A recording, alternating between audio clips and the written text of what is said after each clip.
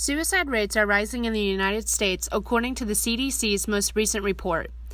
It is the 10th leading cause of death amongst Americans, and nearly 45,000 people died of suicide in 2016.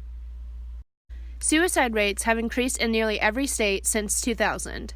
In half of the states, the rate has increased by more than 25%. The largest increase has been in the mountains and middle states. 54% who died of suicide did not have a known mental illness.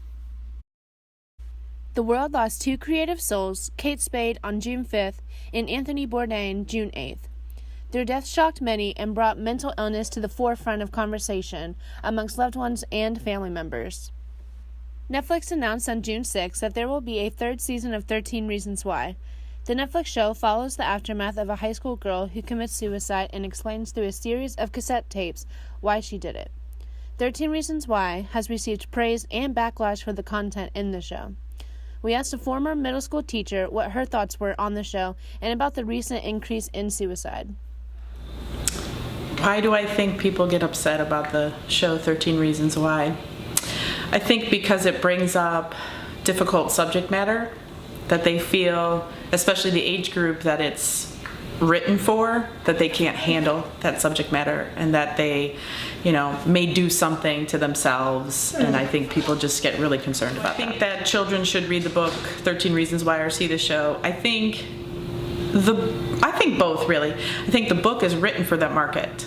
As a former middle school teacher, I had the book in my classroom. It was geared towards, the teenage set, so that's who it's for. And as an English teacher, I always liked when students were able to read about a difficult topic or watch something about a difficult topic, because then it allowed me to talk to them about it without it being real and having real impact. And I encourage parents to read it. Read the book with your kids. Watch the TV show. If you want to watch it with them and explain things as it's happening, 13 Reasons Why has a whole website of information for people about suicide. They're not creating this show to glorify suicide, which is what I've heard about the show. It's not glorifying suicide. It's showing how horrible it is for those families, for those friends, for the people that are dealing with it. So I think it would be important for parents to watch alongside, have a conversation about it, let kids talk about what's bothering them in a safe situation. Mm-hmm. Schools and parents have warned one another about the show, but is it really making an effect on our youth? We talked to a middle schooler on what her perceptions were of the show.